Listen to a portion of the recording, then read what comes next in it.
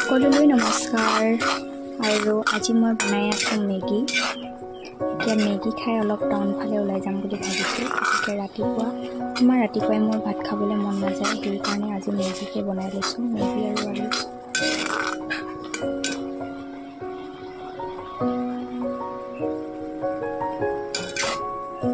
তেল চেল একো দিয়া নাই, অকল মেগীখিনি বইল কৰি লৈছোঁ।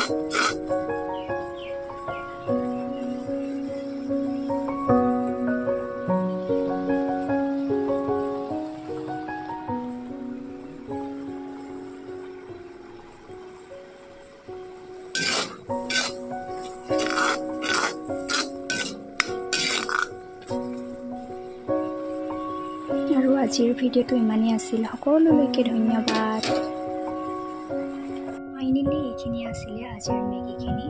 একদম চিম্পলকৈ আলু আৰু মেগী বইল কৰিলোঁ আৰু মেগী টুকা মেগী মছলা ব্যৱহাৰ কৰি